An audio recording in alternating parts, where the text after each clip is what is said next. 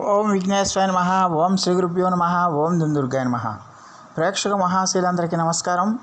కుంభరాశికి చెందిన జాతకులకి ఏప్రిల్ నెలలో 2024వ సంవత్సరం ఏప్రిల్ నెలలో గోచార ఫలితాలు ఎలా ఉంటాయనే విషయాన్ని మనం తెలుసుకునే ప్రయత్నం చేద్దాం. ఈ కుంభరాశికి చెందిన జాతకులు అంటే ధనిష్ట నక్షత్రం 3-4 పాదాలు, శతభిషం నక్షత్రం 1-2-3-4 పాదాలు, అలాగే పూర్వాభాద్ర నక్షత్రం 1-2-3 పాదాలకు చెందిన వ్యక్తులు ఎవరైనా సరే ఈ కుంభరాశికి చెందిన జాతకులు అయి ఉంటారు. మరి ఈ కుంభరాశికి చెందిన జాతకులకి ఏప్రిల్ నెలలో గ్రహస్థితిని కనుక మనం ఒకసారి చూసుకుంటే జన్మరాశిలోనే శని యొక్క సంచారం జరుగుతుంది. ఆ శనితో పాటు కుజుడు కూడా సంచారం చేస్తున్నాడు. అలాగే ద్వితీయంలో రాహువు, రవి, శుక్ర సంచారం జరుగుతుంది. అలాగే తృతీయంలో బుధగురుల యొక్క సంచారం జరుగుతుంది. అలాగే అష్టమంలో కేతు యొక్క సంచారం జరుగుతుంది. 14వ తేదీ నుంచి రవి మీనరాశిలోకి ప్రవేశం చేస్తాడు. అలాగే 15వ తేదీ నుంచి కుజుడు కుంభరాశిలోకి 15వ తేదీ వరకు కూడా కుంభరాశిలోనే ఉంటాడు. ఆ 15వ తారీఖు తర్వాత నుంచి ఆయన మీనరాశిలోకి వెళ్తాడు. అలాగే బుధుడు 25వ తేదీ వరకు కూడా ఆయన మేషరాశిలో ఉంటాడు. అలాగే 31వ తేదీ వరకు కూడా శుక్రుడు మీనరాశిలోనే సంచారం చేస్తాడు, మీనరాశిలోకి వెళ్తాడు. అలాగే 9వ తేదీ నుంచి బుధుడు మీనరాశిలో వక్రీకరిస్తాడు. ఆ యొక్క గ్రహాల యొక్క సంచారాన్ని బట్టి, వాటి యొక్క దృష్టిని బట్టి మరి కుంభరాశికి చెందిన జాతకులకి ఏప్రిల్లో గోచార ఫలితాలు కనుక ఏమైనా ఎలాగుంటాయనే విషయాన్ని కనుక మనం ఒకసారి చూసుకుంటే ఈ కుంభరాశికి చెందిన జాతకులకి ఈ నెలలో ఆదాయం విషయంలో ఎలాంటి ఇబ్బందులు ఉండవన్న విషయాన్ని గమనించాల్సిన అవసరం ఎంతైనా ఉంటుంది. ముఖ్యంగా శుక్రుడు ఈ రాశికి చెందిన జాతకులకి ఖచ్చితంగా కూడా మరి చాలా వరకు అనుకూలమైన ఫలితాలను ఇస్తాడు. ఆర్థికంగా ఈ రాశికి చెందిన జాతకులకి ఎలాంటి ఇబ్బంది ఉండదు. నెల రోజుల పాటు కూడా ఈ రాశికి చెందిన జాతకులకి ఈ నెలంతా కూడా ఏదో రకంగా మీకు ఆదాయం వస్తుంది, ఏదో రకంగా మీకు డబ్బులు వస్తాయి. ఆదాయాన్ని కూడా మీరు పొదుపు చేయడానికి ఎక్కువగా అవకాశం ఉంటుందన్న విషయాన్ని గమనించాలి. ఆదాయం మీకు అన్ని రకాలుగా కూడా మీకు చేతికి అందుతుంది. దానివల్ల మీరు చాలా హ్యాపీగా, సంతోషంగా ఉండటానికి అవకాశం ఉంటుంది. అయితే జన్మరాశిలోనే శని కుజుల యొక్క సంచారం వల్ల ఈ రాశికి చెందిన జాతకులు కొంచెం ఆవేశాలని మీరు అదుపులో పెట్టుకోవాలి, కోపాలను అదుపులో పెట్టుకోవాలి, అలాగే అసహనాన్ని అదుపులో పెట్టుకోవాలి. ఎవరైనా ఖచ్చితంగా కూడా మరి ముఖ్యంగా మీ పార్ట్నర్స్తో చాలా జాగ్రత్తగా ఉండాల్సిన అవసరం ఉంటుంది. ఎందుకంటే మీ పార్ట్నర్స్తో మీకు కూడా కొంచెం మనస్పర్ధలు రావడానికి కానీ, లేకపోతే ఇద్దరి మధ్య కూడా అభిప్రాయ భేదాలు రావటం కానీ, ఇద్దరికి కూడా కొంచెం డిస్టెన్స్ ఏర్పడటం కానీ జరుగుతుంది.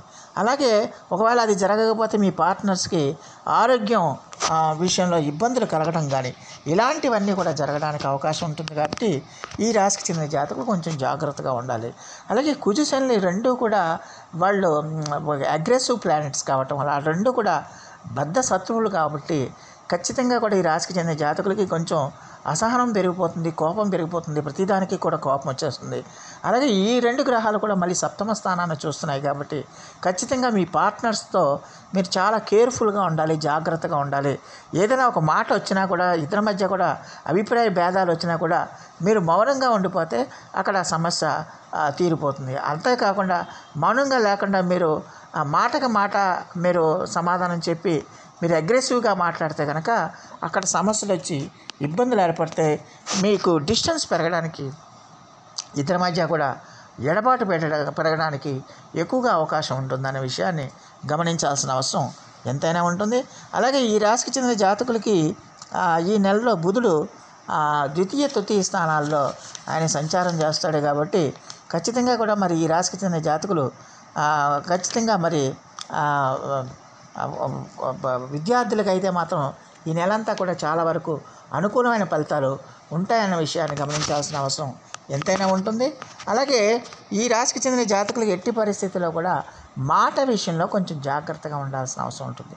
మీరు మాట్లాడే ప్రతి మాట కూడా మీ యొక్క వ్యక్తిగత జీవితం మీద ఇన్ఫ్లుయెన్స్ అవుతుంది. అంటే మీ వ్యక్తిగత జీవితం మీద ప్రభావం చూపిస్తుంది. కాబట్టి మీరు మాట్లాడే ప్రతి మాట కూడా ఆచితూచి మాట్లాడాల్సిన అవసరం ఎంతైనా ఉంటుంది. ప్రతి మాట కూడా మీరు చాలా జాగ్రత్తగా మాట్లాడాల్సిన అవసరం ఉంటుంది. ఎవరితో కూడా మీరు ఎట్టి పరిస్థితుల్లో కూడా వాదోపవాదాలకు కానీ, ఘర్షణలకు కానీ, లేకపోతే గొడవలకు కానీ ఎట్టి పరిస్థితుల్లో దిక్కకూడదు. అలాగే ఎట్టి పరిస్థితుల్లో కూడా ఓవర్ కాన్ఫిడెన్స్గా మాట్లాడకూడదు. అతి విశ్వాసంతో ఎట్టి పరిస్థితుల్లో కూడా మరి మాట్లాడకూడదు. అలా మాట్లాడితే అది ఎదుటివాడికి తల బిరుసుదనంగా అనిపించి ఖచ్చితంగా మీ మధ్య డిస్టెన్స్ పెరగడానికి, గొడవలు రావడానికి, ఇబ్బందులు రావడానికి ఎక్కువగా అవకాశం ఉంటుందన్న విషయాన్ని గమనించాలి. అందువల్ల ఎట్టి పరిస్థితుల్లో కూడా ఈ కుంభరాశికి చెందిన జాతకులు కొంచెం మాట విషయంలో జాగ్రత్తగా ఉండాలి. మీ అసహనాన్ని ఎట్టి పరిస్థితుల్లో కూడా ఇతరుల మీద మీరు ప్రదర్శించకుండా ప్రయత్నం చేయాల్సిన అవసరం ఎంతైనా ఉంటుంది. సాధ్యమైనంత వరకు పరిస్థితులు ఎలా ఉన్నప్పటికీ కూడా మీరు మౌనంగా గనక మీ పనులు మీరు చేసుకుంటూ పోతే చాలా వరకు సమస్యల నుంచి మీరు బయటపడటానికి ఎక్కువగా అవకాశం ఉంటుందన్న విషయాన్ని గమనించాల్సిన అవసరం ఎంతైనా ఉంటుంది. అలాగే ఈ రాశికి చెందిన జాతకులకి ఖచ్చితంగా కూడా మరి ఈ రాశికి చెందిన జాతకులు ఖచ్చితంగా కూడా ఆవేశాలకు మీరు లోను కాకుండా అలాగే ఎట్టి పరిస్థితుల్లో కూడా అనాలోచిత నిర్ణయాలు చేయకుండా మీరు జాగ్రత్తలు తీసుకోవాల్సిన అవసరం ఎంతైనా ఉంటుందన్న విషయాన్ని గమనించాల్సిన అవసరం ఉంటుంది. అలాగే ఎట్టి పరిస్థితుల్లో కూడా ఈ రాశికి చెందిన జాతకులు మీరు అనాలోచిత నిర్ణయాలు చేయకూడదు, అనాలోచితంగా ప్రవర్తించకూడదు. అనాలోచితంగా కూడా మీరు ఏ పని చేసినా కూడా అది ఖచ్చితంగా కూడా మీకు ఇబ్బందులను కలుగజేస్తుందన్న విషయాన్ని ఈ కుంభరాశికి చెందిన జాతకులు తెలుసుకోవాల్సిన అవసరం ఎంతైనా ఉంటుంది.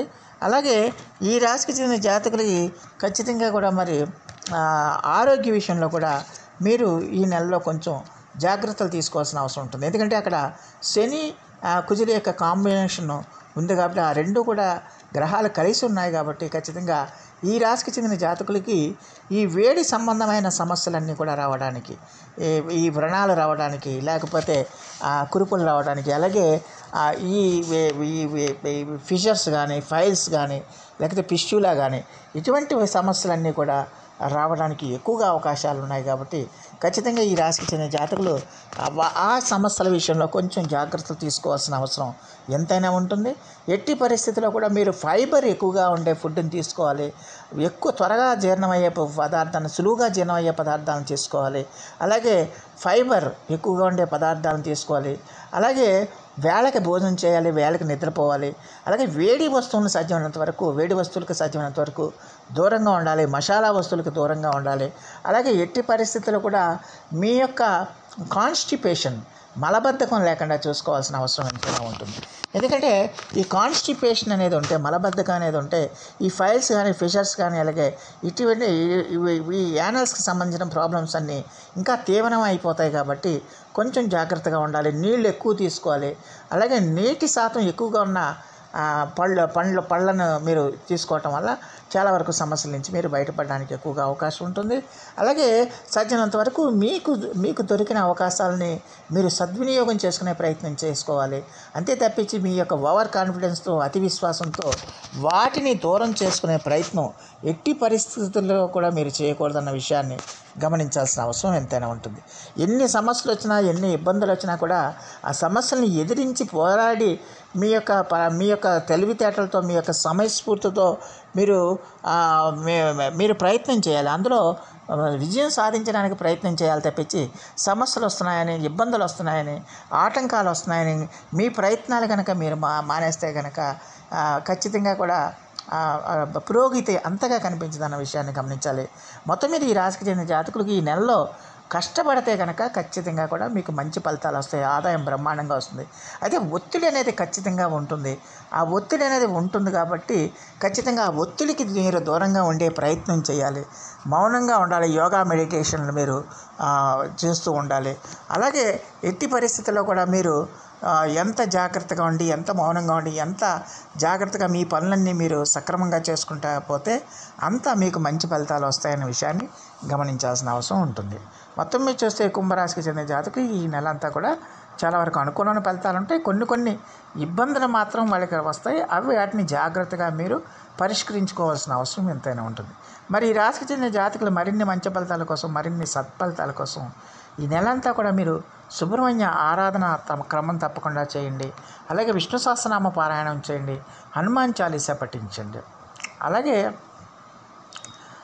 రెగ్యులర్గా కూడా మీరు విష్ణు సహస్రనామం కానీ, శ్రీరామ రక్షా స్తోత్రం కానీ మీరు రెగ్యులర్గా చేయటం వల్ల చాలా వరకు సమస్యల నుంచి మీరు బయటపడతాయి. అలాగే మాటకి ప్రధానమైన కారకుడు బుధుడు కాబట్టి, ఆ బుధుడికి అధిష్టాన దేవత విష్ణువు కాబట్టి విష్ణు సహస్రనామ పారాయణం చేయండి. అలాగే ప్రతి బుధవారం కూడా మీరు పెసల్ని నానబెట్టి ఆవుకు పెట్టండి, లేకపోతే పావురాలకి మీరు ఆహారంగా వేయండి. లేకపోతే పెసల్ని ఎవరికైనా దానం చేయటం వల్ల, వేద బ్రాహ్మణులు కానీ పేదవారికి కానీ దానం చేయటం వల్ల కూడా చాలా వరకు సమస్యల నుంచి మీరు బయటపడటానికి ఎక్కువగా అవకాశం ఉంటుందన్న విషయాన్ని గమనించాల్సిన అవసరం ఉంటుంది. సో ప్రేక్షకులందరికీ కూడా ఒక మనవి, ఇప్పటి వరకు నేను చెప్తున్న ఫలితాలన్నీ కూడా కేవలం మీ యొక్క గోచార ఫలితాలే. మీ వ్యక్తిగత జాతకం అనేది ఒకటి ఉంటుంది. మీ పుట్టిన తేదీ, పుట్టిన సమయం, పుట్టిన ఊరిని బట్టి మీ వ్యక్తిగత జాతకం ఆధారపడి ఉంటుంది. కాబట్టి ప్రతి ఒక్కరూ కూడా మీ వ్యక్తిగత జాతక పరిశీలన చేయించుకుని అక్కడ జరిగే దశాంతర ఫలితాలు, ఇక్కడ ఈ గోచార ఫలితాలు, రెండు ఫలితాలను బేరీజ్ వేసుకుని ఆ మేరకు మీరు ఉపచర్యలు చేయాల్సిన అవసరం ఎంతైనా ఉంటుందన్న విషయాన్ని గమనించాల్సిన అవసరం ఎంతైనా ఉంటుంది. సో ఆ దేవదేవుడు మీ అందరికీ కూడా ఆయుర ఆరోగ్య ఐశ్వర్యాలు ఇవ్వాలని మనస్ఫూర్తిగా వేడుకుంటూ, ఈ నా వీడియో కనుక మీకు నచ్చితే లైక్ చేయండి, షేర్ చేయండి, కామెంట్ చేయండి, సబ్స్క్రైబ్ చేయండి. సర్వేజన సుఖినో భవంతు. నమస్కారం.